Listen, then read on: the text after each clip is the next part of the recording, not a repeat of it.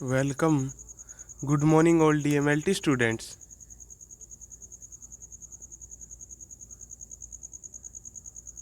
तो माइक्रोबायोलॉजी के अंदर आज का लेक्चर आपका किसके ऊपर है? टुडेज लेक्चर ऑन हुकवर्म, यानी हुकवर्म के ऊपर है। हुकवर्म्स को अपन और दूसरा नाम क्या है इनका? एनसाइलोड्यूडेनरी। ठीक है। And most important questions of parasitology. और जो पैरासाइटोलॉजी के जितने इंपॉर्टेंट क्वेश्चन बनते हैं एग्जाम्स के लिए उनके ऊपर है कि वो क्वेश्चंस कौन से हैं जो एग्जाम से रिलेटेड आते हैं। सबसे पहले क्या डिस्कस करेंगे? एनसाइलोस्टोमा ड्यूडेनली, उसके बारे में डिस्कस करेंगे क्या क्या चीज़ें हैं, कौन सी डिजीज़ कोज करता है, कैसी उसकी मॉर्फोलॉजी है और कैसी फैमिली से वो बिलोंग करता है।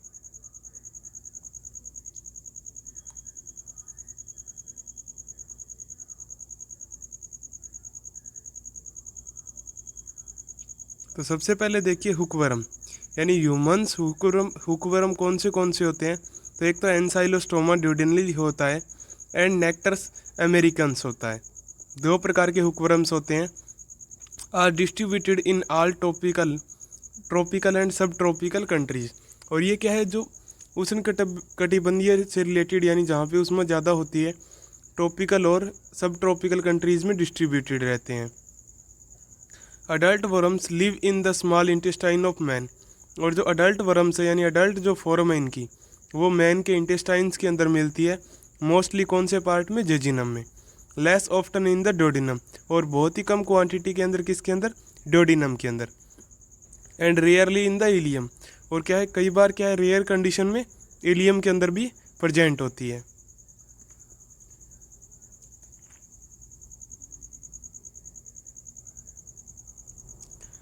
नेक्स्ट क्या है? एनसाइलोस्टोमा। तो अडल्ट देखिए, अडल्ट वर्म्स मॉर्फोलॉजी देखिए उसकी कि इट इज़ स्मॉल, यानी ये छोटे होते हैं, ग्रेइश कलर के होते हैं, वाइट यानी वाइट कलर के होते हैं, एंड सिलेंड्रिकल इन शेप, और शेप कैसी होती है? सिलेंडर की जैसी। The interior end is bent dorsally, hence the same hookworm. और जो इंटीरियर एंड है, जो इनका आगे की तरफ, पीछे की तरफ, आगे की तरफ जो एंड है वो बैंड यानी मुड़ा रहता है, किसके जैसा? हुकवर्म के जैसा। The buccal capsule is provided with 6 teeth. और इनके बक्कल कैप्सूल के अंदर क्या है, कितने टीथ प्रेजेंट होते हैं? 6। 4 हुक्स और 4 हुक प्रेजेंट होते हैं। Like on the ventral surface, और जो किसके ऊपर प्रेजेंट होते हैं? वेंट्रल सरफेस पे। And 2 knob like on the dorsal surface. क्या है कि दो क्या है कि कौन किसके ऊपर प्रेजेंट होते हैं? डोर्सल सरफेस पे। नेक्स्ट है कोपुलेटरी वर्सा। तो it is present in the male worm, यानी ये मेल वर्म्स के अंदर प्रेजेंट होता है। For attachment with female during copulation. Copulation का मतलब है सेक्सुअल एक्टिविटीज जब भी होती है उनमें, यानी फीमेल से अटैचमेंट के लिए इनमें क्या प्रेजेंट होता है? कोपुलेटरी वर्सा प्रेजेंट होता है। कोपुलेटरी वर्सा क्या है? यानी उनका जेनाइटल ऑर्गन्स है। तो अडल्ट वर्म्स की शेप तो कैसी होगी कि स्मॉल ग्रेइश वाइट कलर की होगी और सिलेंड्रिकल इन शेप। इनका इंटीरियर यानी अग्रीम किनारा कैसा रहता है? बेंट रहता है, हुकुरम के जैसे। बकल कैप्सूल में टोटल कितने प्रेजेंट रहते हैं टीथ? 6 टीथ, जिनमें से 4 तो किस में प्रेजेंट रहते हैं? वेंट्रल सरफेस पे, यानी हुक की जैसी स्ट्रक्चर होती है, और 2 डोर्सल सरफेस पे, जो नोब जैसी स्ट्रक्चर होती है। और क्या होता है इनमें? कोपुलेटरी बर्सा, जो किस में प्रेजेंट रहता है? मेल वर्म्स के अंदर प्रेजेंट रहता है, फीमेल से अटैचमेंट के लिए, यानी कॉपुलेशन के लिए।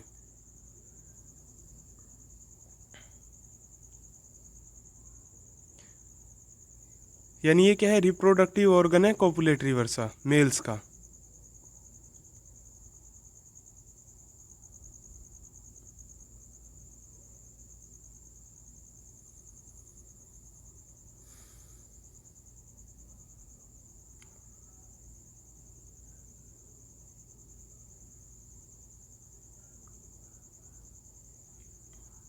और क्या होता है इनमें कि इट कंसिस्ट ऑफ 3 लोब, यानी इनमें 3 पालियाँ होती हैं।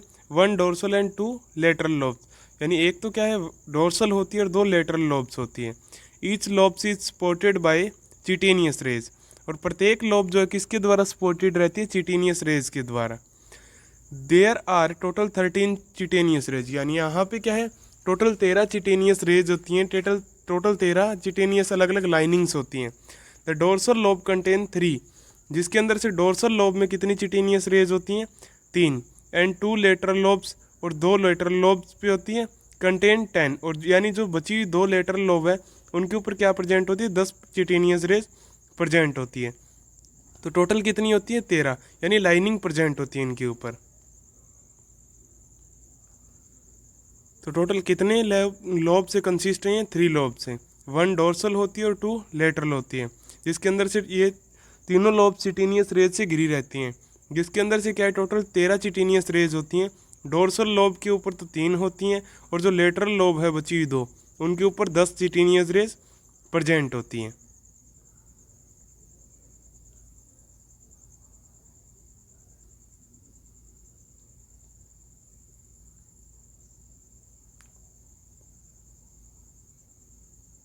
नेक्स्ट क्या है इनकी स्ट्रक्चर।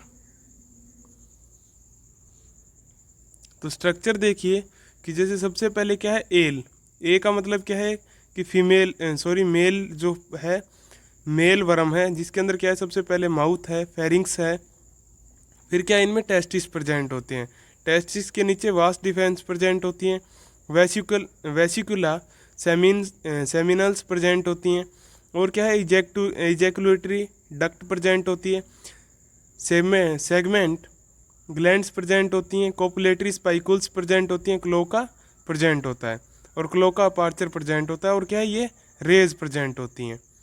फिर देखिए फीमेल के अंदर क्या है, बक्कल कैविटी तो दोनों में प्रेजेंट होती है, एक नर्व रिंग सिमिलर के फीमेल में और मेल में दोनों में प्रेजेंट होती है, सर्वाइकल ग्लैंड प्रेजेंट होती है दोनों में, सिफेलिक ग्लैंड दोनों में प्रेजेंट होती हैं, टेस्टिस के नीचे मेल में और ओवेरी के नीचे फीमेल के अंदर। और क्या है उसमें यूट्रस प्रेजेंट होता है फीमेल के अंदर, मिडगट प्रेजेंट रहता है, वेजाइना प्रेजेंट रहती है, गोनोपोर प्रेजेंट रहता है, और क्या है प्रोटेशियम प्रेजेंट रहता है, और एनस प्रेजेंट रहता है, और उसके अलावा ओवेरी प्रेजेंट रहता है, यूट्रस प्रेजेंट रहता है। तो ये सारी चीज़ें किसमें, फीमेल के अंदर प्रेजेंट रहती हैं, जिसमें से कुछ कॉमन करैक्टर हैं मेल और फीमेल के अंदर जो आपको ऊपर दिखाई गए हैं। ये दोनों डायग्राम आपको मेल और फीमेल दोनों एंसाइलोस्टोमा के वर्म्स के आपको अच्छे से ड्रॉ करने हैं नोट्स के अंदर।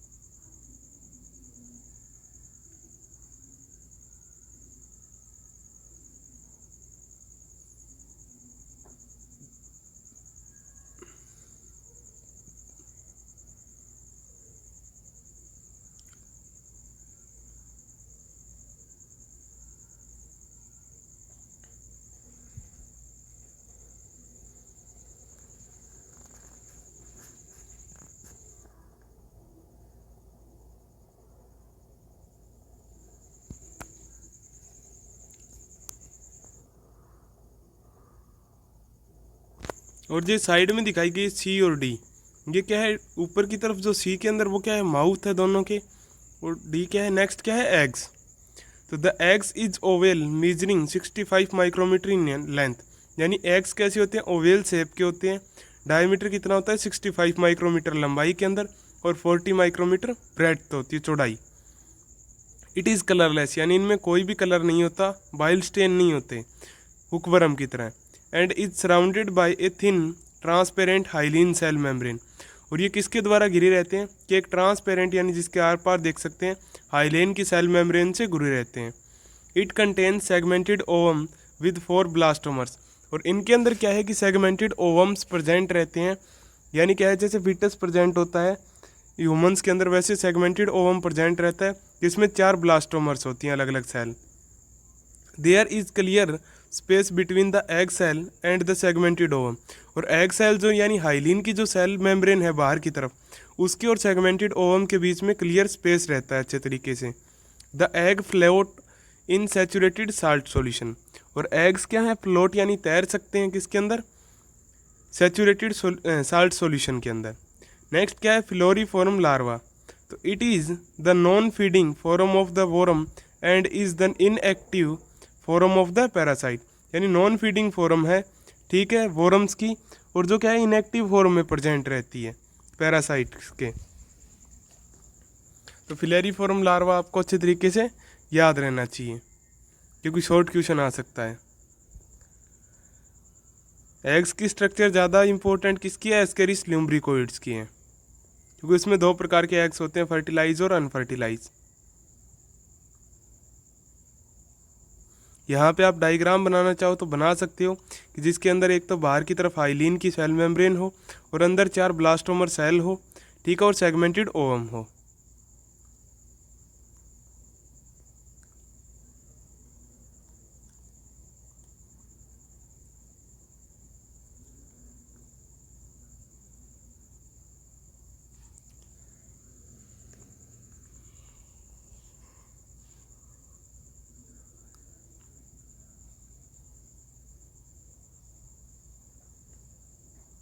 नेक्स्ट क्या है? लाइफ साइकिल किसकी?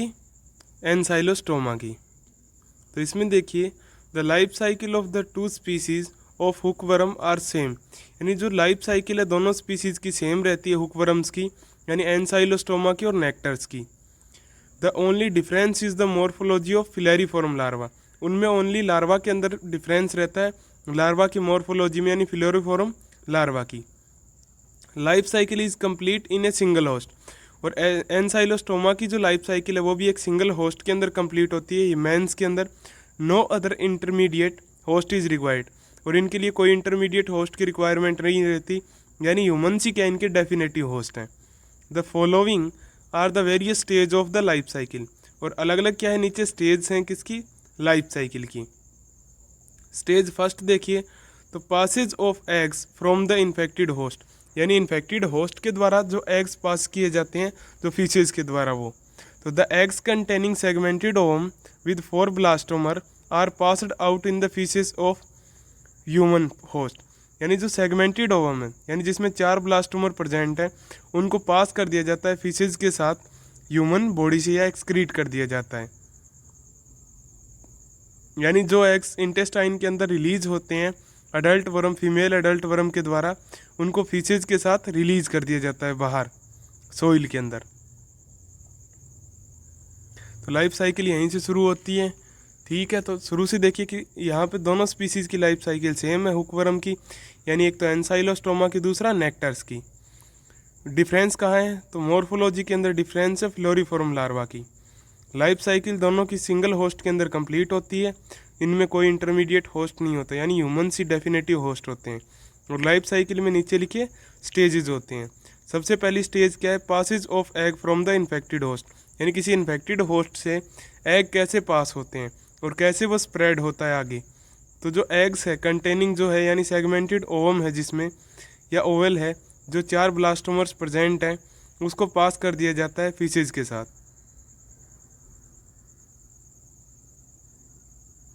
यानी फिलेरिफॉर्म लार्वा को पास कर दिया जाता है। नेक्स्ट है स्टेज सेकंड लाइफ साइकिल की। तो इसमें देखिए क्या होता है कि डेवलपमेंट इन सोइल, यानी सोइल के अंदर क्या क्या डेवलपमेंट होता है।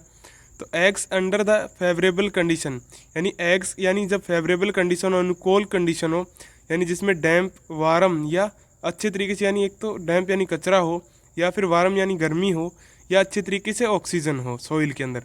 हटेच आउट रेबिडेशन रेबिडिटी फॉर्म लार्वा, तो वो क्या है किसके अंदर हटेच आउट हो जाते हैं, किसके अंदर आ जाते हैं डेवलपमेंट के अंदर? रेबिडिटी फॉर्म लार्वा के अंदर, यानी 250 mm in length, that is L1 and with in 48 hour. और वो क्या है L1 स्टेज के अंदर पहुंच जाते हैं रेबिडिटी फॉर्म में 48 घंटे में, जिसको L1 बोलते हैं। The rhabditiform larva moult twice on the 3rd and 5th days to develop into the filariform larva. और जो ये है जो रेबिडिटी फॉर्म लार्वा है वो क्या है तीसरे और 5वें दिन किस में डेवलप हो जाते हैं? फिलेरिफॉर्म लार्वा के अंदर, यानी जिनकी लेंथ कितनी होती है 500 to 600 mm in length. The infective stage of the parasite, और जो यहाँ पे इन्फेक्टिव स्टेज कौन सी है? Filariform larva. The time taken for development from eggs to filariform larva is on average 8 to 10 days. और जो यानी इनके अंदर डेवलपमेंट के अंदर जो यानी पहले अनसेगमेंटेड ओवम से रेबिडिटी फॉर्म में, L1 में, और L1 से L2 के अंदर, यानी फिलेरिफॉर्म लार्वा के अंदर, यहाँ तक के डेवलपमेंट के अंदर टोटल 8 से 10 दिन लगते हैं। तो स्टेज फर्स्ट तो क्या हो गई कि फीसेज सोइल में रिलीज हो गए, फीसेज के साथ जो एग्स हैं फीमेल हुकवर्म के वो रिलीज हो गया फीमेल एंसाइलोस्टोमा के, किसके साथ, फीसेज के साथ, यानी सोइल में रिलीज हुए। और सोइल के अंदर फिर क्या होता है, सेकंड स्टेज में डेवलपमेंट होता है उनका, यानी पहले L1 स्टेज में आते हैं रेबिडिटी फॉर्म में और फिर फिलैरी फॉर्म में जो इन्फेक्टिव स्टेज है, इसमें 8 से 10 दिन लगते हैं। थर्ड स्टेज में देखिए एंट्रेंस टू न्यू होस्ट, फिर वो नए होस्ट में एंट्री कैसे लेते हैं।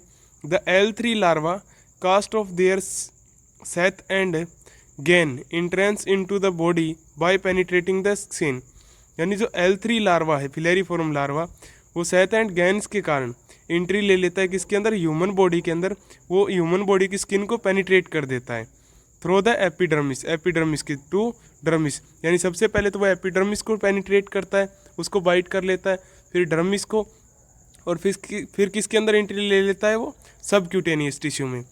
यानी यहाँ पे इंट्रेंस अलग है किससे, राउंड वर्म से, क्योंकि हुकवर्म तो यही है एंसाइलोस्टोमा, और राउंड वर्म की एंट्री कैसी होती है, कंटामिनेटेड फूड और वाटर के साथ, लेकिन यहाँ पे एंट्री किसके द्वारा होती है, पेनिट्रेटिंग के द्वारा। नेक्स्ट माइग्रेशन देखिए, तो once reach the subcutaneous tissue the larva enter into the lymphatic small vessels, यानी जब एक बार वो सबक्यूटेनियस टिश्यू के अंदर पहुंच जाता है तो लार्वा किसके अंदर एंट्री ले लेता है, लिम्फेटिक स्मॉल वेसल्स के अंदर, यानी स्मॉल वहीनियों के अंदर। They pass through the lymph vesicular system, वह लिम्फ वेसिकुलर सिस्टम को पास करते हुए इनटू द वेनम सर्कुलेशन, वो वेनम सर्कुलेशन के अंदर पहुंच जाते हैं, and carried by the right heart into the pulmonary capillaries, और वो राइट हार्ट से होते हुए किस में पहुंच जाते हैं, पल्मोनरी की कैपिलरीज में। They break the lung capillaries and enter into the alveolar space, और फिर क्या है वो हार्ट से किस में चले जाते हैं, लंग्स के अंदर, और लंग्स की जो कैपिलरीज है उनको ब्रेक कर देते हैं और किस में एंट्री ले लेते हैं, एल्वियोलर स्पेस के अंदर, यानी एल्वियोलाई के अंदर। तो माइग्रेशन कैसे चलता है कि सबसे पहले तो एपिडर्मिस को बाइट करते हैं, उसको पेनिट्रेट करते हैं, फिर डर्मिस में, फिर सबक्यूटेनियस टिश्यू में, सबक्यूटेनियस टिश्यू से किस में चले जाते हैं वो लार्वा, किस में एंट्री लेता है, लिम्फेटिक स्मॉल वेसल्स के अंदर, फिर लैम्फोवेस्कुलर सिस्टम के अंदर, फिर वेनम सर्कुलेशन के अंदर यानी ब्लड सर्कुलेशन के अंदर, वहाँ से वो राइट हार्ट के अंदर जाता है, और राइट हार्ट से किसके अंदर चला जाता है, लंग्स के अंदर, यानी लंग्स की कैपिलरीज में, और लंग्स की कैपिलरीज में वो कहाँ जाता है, एल्वियोलर स्पेस के अंदर। तो इस तरीके से क्या इनका कंटिन्यू पाथवे चलता रहता है लाइफ साइकिल का, यानी माइग्रेशन चलता रहता है। माइग्रेशन में फिर और क्या होता है आगे, एल्वियोलाई से वो कहाँ जाते हैं, they then ascend upward the bronchioles, और फिर क्या है वो एल्वियोलर से किस में चले जाते हैं, ब्रोंक्यूल्स के अंदर ऊपर की तरफ, ट्री ऑफ द ट्रेकिया, यानी जो क्या है ट्रेकिया का पेड़ एक तरीके से, एंड फिर ट्रेकिया से कहाँ चले जाते हैं, लैरिंक्स के अंदर, क्रेवल अप ओवर द एपिग्लोटिस, और वो धीरे धीरे किस में पहुँच जाते हैं, एपिग्लोटिस तक, to the back of pharynx and ultimately swallowed, और फिर क्या है वो वहाँ से बैक हो जाते हैं फेरिंग्स से, और अल्टीमेटली उनको स्वाल्व यानी निगल लिया जाता है।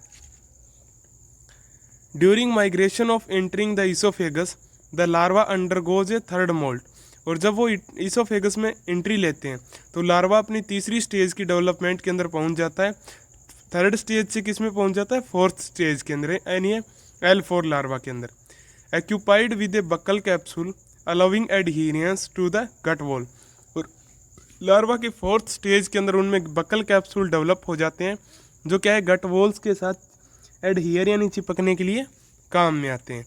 तो इस तरीके से उनका क्या है लाइफ साइकिल चलता है, यानी धीरे धीरे माइग्रेशन चलता रहता है। यानी सबसे पहले तो एपिडर्मिस में, फिर डर्मिस के अंदर, फिर टिश्यू के अंदर, टिश्यू से किस में, लिम्फेटिक वेसल्स के अंदर, लिम्फेटिक वेसल्स से किस में, लिम्फोरेटिकुलर सिस्टम के अंदर, राइट हार्ट में, लंग में, लंग्स के अंदर, लंग्स से किसके अंदर, एल्वियोलाई के अंदर, और फिर फेरिंग्स में, और फेरिंग्स से वापस सॉल्व कर लिया जाता है। नेक्स्ट स्टेज 5 देखिए, तो localisation and laying of eggs, यानी the growing larva settle down the in the small intestine, यानी जो ग्रोविंग लार्वा है जो अभी डेवलपमेंट के अंदर है वो किसके अंदर सेटल हो जाता है, स्मॉल इंटेस्टाइन के अंदर, अंडरगो ए फोर्थ मोल्ड, और जो क्या है चौथे डेवलपमेंट के अंदर चला जाता है, to develop into an adolescent worm, और जो क्या है एक अच्छे प्रिपेयर प्रिपेयर यानी फुल मैच्योर एडोलिसेंट वर्म के अंदर डेवलप हो जाता है। At this stage the provisional toothless buccal capsule formed is cast off. और इस स्टेज के अंदर क्या होता है, जो प्रोफेशनल टूथलेस जो बक्कल कैप्सूल है वो फॉर्म हो जाते हैं cast off, and definitive buccal capsule complete with the teeth is formed. और इसके अंदर क्या है कि डेफिनेटिव बक्कल कैप्सूल बन जाता है किसके साथ, अच्छे तरीके से बने हुए टीथ के साथ। During 4 to 5 weeks the adult वो remains attach to mucosa of the small intestine. और 4 से 5 हफ्ते तक वो क्या है, जो अडल्ट वर्म्स है वो किसके साथ जुड़े रहते हैं, म्यूकोसा के साथ, स्मॉल इंटेस्टाइन्स के। और बिकम सेक्सुअली मैच्योर, और वो सेक्सुअली भी मैच्योर हो जाते हैं यानी फर्टिलाइजेशन कर सकते हैं। The fertilize females begins to lay eggs which are excrete out in the faeces. और जो फर्टिलाइज फीमेल है वो एग्स को रिलीज करती है या प्रोड्यूस करती है, जो किसके अंदर एक्सक्रीट हो जाते हैं, फीसिस के अंदर। और फीसिस से वो सोइल में चले जाते हैं, जो फर्स्ट स्टेज है, फिर सोइल से सेकंड स्टेज, फिर थर्ड स्टेज, फिर फोर्थ स्टेज माइग्रेशन, और फिफ्थ में लोकलाइजेशन। तो इस तरीके से क्या है, कैनसाइलोस्टेमा डिओडेनालाई की जो क्या है लाइफ साइकिल है वो क्या है, कंटिन्यू रिपीट होती रहती है, यानी नए होस्ट के अंदर वो चले जाते हैं। हुक वर्म में और राउंड वर्म में क्या डिफरेंस है, एक तो टीथ्स का और क्या है हुक्स का। और वो तो क्या है कि पेनिट्रेशन यानी वो एंट्री कैसे लेते हैं, कंटामिनेटेड फूड और वाटर के साथ। लेकिन जो हुक वर्म है वो क्या है, स्किन को डायरेक्ट पेनिट्रेट कर सकते हैं। इनमें क्या इतनी एबिलिटीज होती है। बाकी इनका लाइफ साइकिल दोनों का सिमिलर ही है, थोड़ा सा डिफरेंस है बस हुक वर्म और राउंड वर्म के अंदर।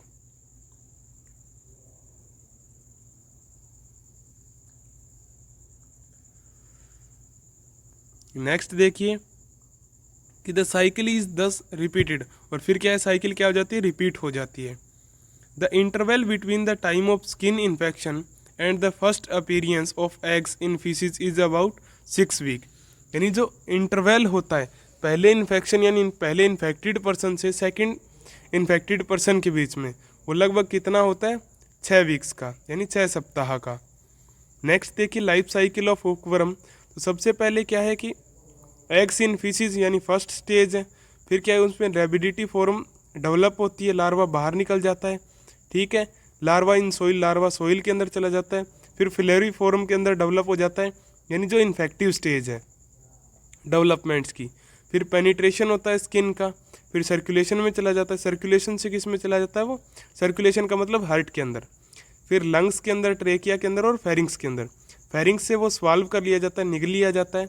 Larva settle down in the small intestine, यानी लार्वा फिर क्या है, सेटल हो जाता है स्मॉल इंटेस्टाइन के अंदर, स्मॉल इंटेस्टाइन ऑफ मैन यानी मैन के स्मॉल इंटेस्टाइन में।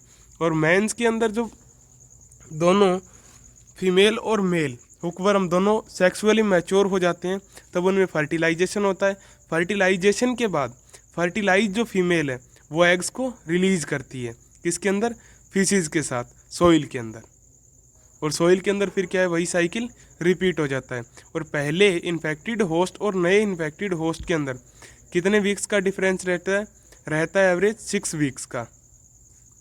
तो ये क्या है, इसका परफॉर्मेंस है, यानी इसमें 6 सप्ताह का डिफरेंस रहता है दोनों के अंदर, इन्फेक्टेड और अनइन्फेक्टेड पर्सनस के अंदर।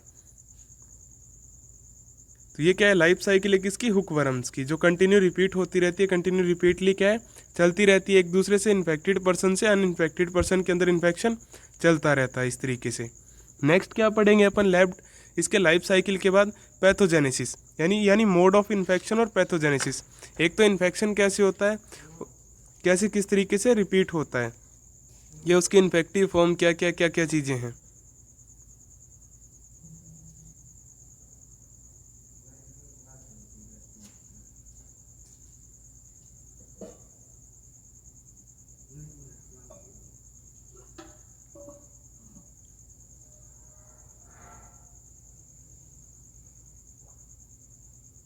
और स्किन को पेनिट्रेट करने के लिए आपको पता है, ये हुकवर्म्स के अंदर क्या है कि टोटल 6 टीथ होते हैं।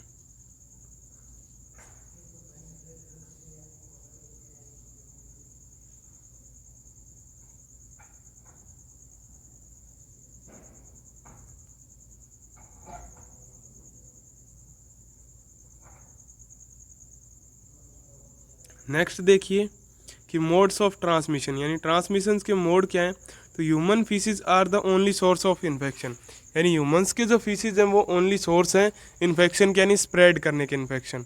The route of infection transmission, route क्या होता है, एक तो क्यूटेनियस रूट होता है, यानी पेनिट्रेशन ऑफ द स्किन, यानी स्किन को पेनिट्रेट करके इन्फेक्टिव फिलेरिफॉर्म लार्वा एंट्री कर लेता है। ओरल रूट भी होता है। Injection of L3 larva present in the soil, यानी L3 लार्वा जो सॉइल के अंदर प्रेजेंट होता है वो क्या है, ओरल रूट के द्वारा भी एंट्री ले सकता है, जिसकी लेस फ्रीक्वेंशियल, यानी बहुत कम कंडीशंस के अंदर। लार्वा इन माउथ, यानी माउथ के अंदर लार्वा बहुत ही कम कंडीशन में जाता है, यानी ज़्यादातर किसके चांस रहते हैं, क्यूटेनियस रूट के। और फिर क्या है, डेवलप डायरेक्टली डेवलप किस में होता है, वो अडल्ट वर्म के अंदर। नेक्स्ट ट्रांसमेशनरी ट्रांसमिशन, यानी ट्रांसमेमरी ट्रांसमिशन। तो breast feeding by mother to infect, या फिर क्या है, कोई इन्फेक्टेड मदर अपने बच्चे को ब्रेस्ट फीडिंग कर रही है, यानी उसको दूध पिला रही है, उस टाइम पे भी क्या है कि लार्वा स्प्रेड हो जाते हैं, फैल जाते हैं, बच्चे के अंदर इन्फेक्शन हो सकता है। वेरी रेयरली ट्रांसपेरिनेटल ट्रांसमिशन, और बहुत ही कम कंडीशन में क्या है, ट्रांसपेरिनेटल ट्रांसमिशन भी हो सकता है। तो ये सारे के सारे क्या हैं, इसके ट्रांसमिशन के रूट्स हैं, जिसके अंदर सबसे इंपॉर्टेंट और सबसे मुख्य रूट कौन सा है, क्यूटेनियस रूट, यानी जो आपने पढ़ा है, यानी सबसे पहले एपिडर्मिस को पेनिट्रेट करता है, फिर डर्मिस को, फिर क्या है वो जनरल सर्कुलर टिश्यू के अंदर जाता है, टिश्यूज में लिम्फेटिक सिस्टम के अंदर चला जाता है, फिर आगे क्या है कि हार्ट के अंदर, हार्ट से लंग्स के अंदर, लंग्स से फेरिंग्स के अंदर, फेरिंग्स से स्मॉल इंटेस्टाइन में, वहाँ पे वो डेवलपमेंट होता है उसके एडल्ट वर्म के अंदर। तो इस तरीके से कंटिन्यू क्या है, उसका लाइफ साइकिल चलता रहता है।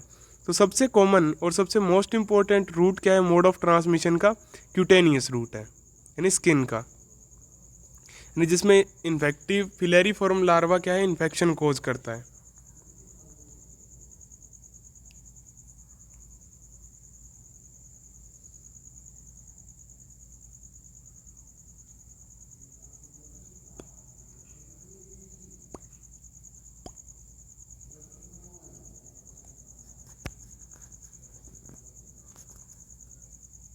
नेक्स्ट क्या है, पैथोजेनेसिस। तो देखिए, that worms cause hookworm disease in man characterise mainly by anaemia, यानी हुकवर्म्स मैनली कौन सी कंडीशन कोज करता है, एनीमिया, यानी जिसके अंदर क्या है कि आरबीसी और हीमोग्लोबिन परसेंटेज दोनों डाउन हो जाती हैं ह्यूमंस के अंदर। पैथोजेनिक इफेक्ट में भी ड्यू टू माइग्रेटिंग लार्वा में कोज 3 टाइप ऑफ लीजन्स।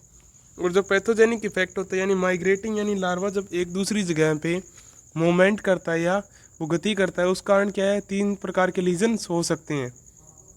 एक तो एनसाइलोस्टोमा डर्मेटाइटिस और ग्राउंड ईच। तो ये क्या होती है कि it occur at the site of entry, यानी जिस जगह वो एंट्री लेता है, यानी जिस जगह वो बाइट करता है या पेनिट्रेशन करता है स्किन का, उस जगह पे क्या है, एनसाइलोस्टोमा डर्मेटाइटिस हो सकती है। डर्मेटाइटिस का मतलब स्किन के अंदर कोई सूजन आना, या फिर वहाँ पे खुजली होती है, ग्राउंड ईचिंग। सेकंड कौन सा है, क्रीपिंग इरप्शन और क्यूटेनियस लार्वा माइग्रेन। तो ये क्या होता है, it is a condition in which the filariform larva wanders about the skin and produce a reddish each papule along with the path traversed by them। और क्या है कि ये क्या कंडीशन है कि जिस जगह फिलेरिफॉर्म लार्वा एंट्री लेता है स्किन के अंदर, वहाँ पे एक तो रेडिश ईचिंग प्रोड्यूस करता है, और क्या है वहाँ पे पाथवे जो होता है जिस साइड में वो एंट्री करता है, वहाँ पे भी क्या है, ईचिंग होती है पाथवे के ऊपर, यानी रेडिश स्किन हो जाती है।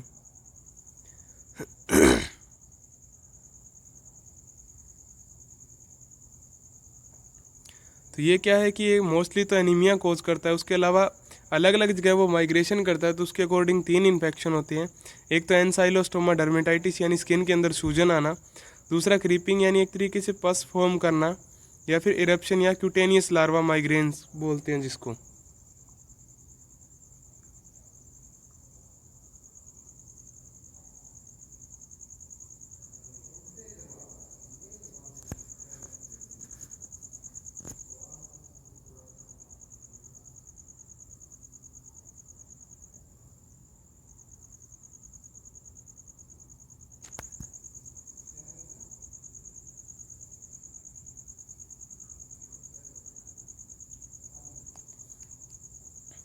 और क्या होता है इसके अंदर, क्यूटेनियस लार्वा माइग्रेन में। तो this is particularly seen with filariform larva, और ये किसके साथ होता है, फिलेरिफॉर्म लार्वा के साथ जब इन्फेक्शन होता है तब एनिमल्स हुकवर्म के अंदर, which are not adapted to man, और ऐसा इन्फेक्शन मैंस के अंदर नहीं होता।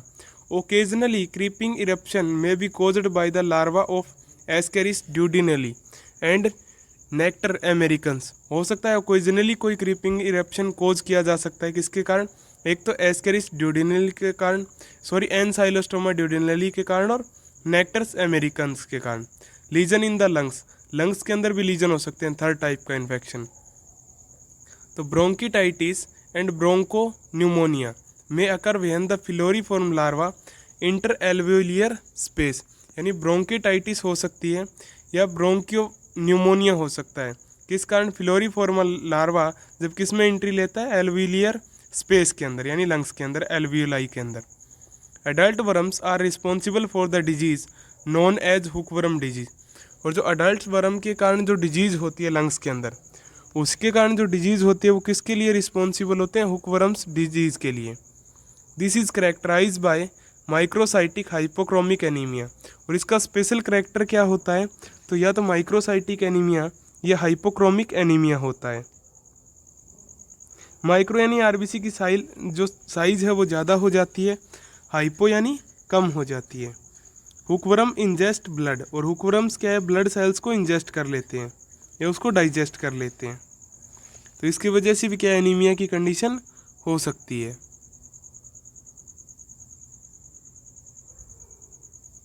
तो लीजन्स इन लंग्स के अंदर क्या है कि एक ही लाइन है, उसके बाद में जो लाइन है वो अलग से टॉपिक है, यानी वो कॉमन डिजीज को शो करता है,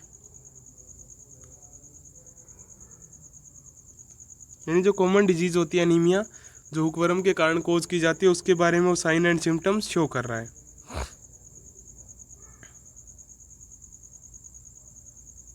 तो इसकी पैथोजेनेसिस ज़्यादा इम्पोर्टेंट है, तो आप अच्छे तरीके से पढ़ लीजिएगा।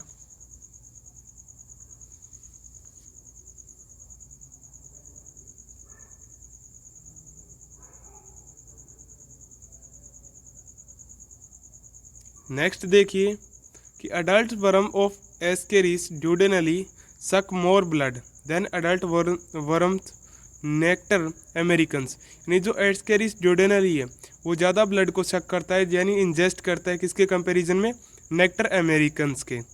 Patient develop epigastric pain, dyspepsia, vomiting and diarrhoea, और उसके कारण क्या है, एपिगैस्ट्रिक पेन होता है यानी गैस्ट्रिक के अंदर, या डिस्पेसिया यानी चक्कर आने की कंडीशन हो जाती है, वोमिटिंग की कंडीशन हो सकती है, या डायरिया हो सकता है।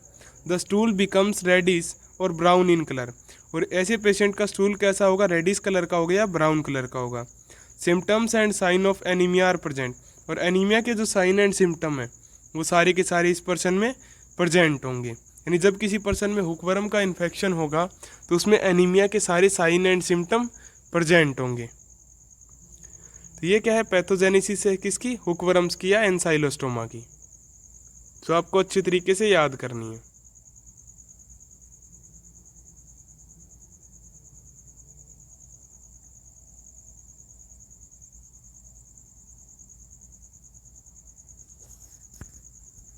और सिम्टम मैन क्या हो गया, एपिगैस्ट्रिक पेन हो गया, डिस्पेसिया हो गया, या वोमिटिंग हो गई, या डायरिया हो गया। नेक्स्ट है लैब डायग्नोसिस। तो लैब डायग्नोसिस में देखिए कि the diagnosis of hookworm infection consist of, यानी दो प्रकार के मेथड होते हैं, एक तो डायरेक्ट मेथड कि examination of stool is done to find the adult worms, यानी स्टूल की एग्जामिनेशन की जाती है किसके द्वारा, वर्म्स के लिए, कैरेक्टरिस्टिक हुकवर्म्स के एग्स के लिए। Direct microscopy of stool or after concentration of the same can be used to detect egg, और डायरेक्ट माइक्रोस्कोपी की जाती है स्टूल्स की, जिसके अंदर क्या है, सेम कंसंट्रेशन में एग्स प्रेजेंट रहते हैं जिनको डिटेक्ट किया जा सकता है। और लैब डायग्नोसिस इसकी भी किसके सिमिलर है, same to same roundworm के, तो वो पूरी की पूरी आपको डिटेल में यहाँ पे डिस्क्राइब करनी है। दूसरा क्या है, इनडायरेक्ट मेथड, तो ब्लड एग्जामिन में be carried out to reveal microcytic या हाइपोक्रोमिक एनीमिया एंड इयोसिनोफिलिया, और ब्लड की एग्जामिनेशन क्या रिवेल्स कर सकती है इस प्रकार के इन्फेक्शन में, या तो माइक्रोसाइटिक या हाइपोक्रोमिक एनीमिया या इयोसिनोफिलिया। तो इसके द्वारा भी क्या है, इन्फेक्शन डिटेक्ट किया जा सकता है, किसका, एंसाइलोस्टोमा का। उसके अलावा जो लैब डायग्नोसिस आपने किस में लिखी थी, जो जो आपने एस्केरिस ल्यूम्ब्रिकोइड्स में लिखी थी, वो पूरी की पूरी लैब डायग्नोसिस किसके अंदर डिस्क्राइब करनी है आपको, एंसाइलोस्टोमा के अंदर।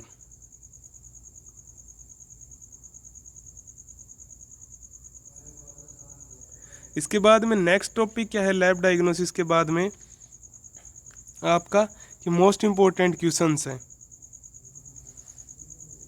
किसके, पैरासाइटोलॉजी के, जो सबसे ज़्यादा इंपॉर्टेंट क्वेश्चन है, यानी जो एग्जाम के अंदर अभी तक पूछे गए हैं।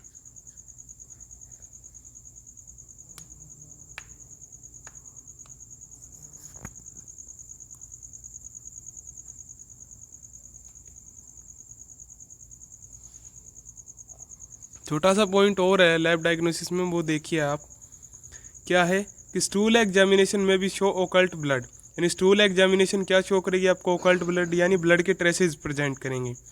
And Charcot Leyden crystal in a majority of cases hookworm disease, और हुकवर्म डिजीज के अंदर क्या प्रेजेंट होंगे, करेक्ट लेडन के क्रिस्टल प्रेजेंट होंगे। नेक्स्ट क्या है, नेक्टर अमेरिकन्स, तो ये क्या है, the life cycle pathogenesis and lab diagnosis of Necator americanus is similar to Ascaris ड्यूडोनली, यानी इसकी जो लैब डायग्नोसिस सारी चीज़ें किसके सिमिलर रहती हैं, एस्केरिस ड्यूडोनली के सिमिलर रहती हैं। तो नेक्टर अमेरिकन्स आपको अलग से डिस्क्राइब करने की ज़रूरत नहीं है नोट्स के अंदर, आपको क्या याद होना चाहिए, ओनली एंसाइलोस्टोमा याद होना चाहिए। इनके सिर्फ लार्वा में डिफरेंस होता है, बाकी सारी चीज़ें सेम रहती हैं दोनों की।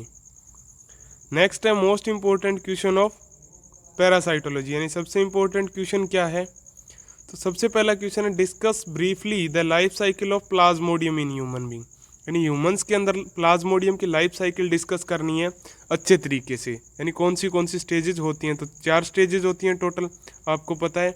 नेक्स्ट क्वेश्चन क्या है 20 नंबर का, describe the morphology life cycle and pathogenesis of Taenia solium, यानी आपको मॉर्फोलॉजी जी और लाइफ साइकिल डिस्क्राइब करनी है टीनिया सोलियम की। आउटलाइन द लैब डायग्नोसिस, और उसकी लैब डायग्नोसिस क्या है वो भी डिस्क्राइब करनी है 20 नंबर में।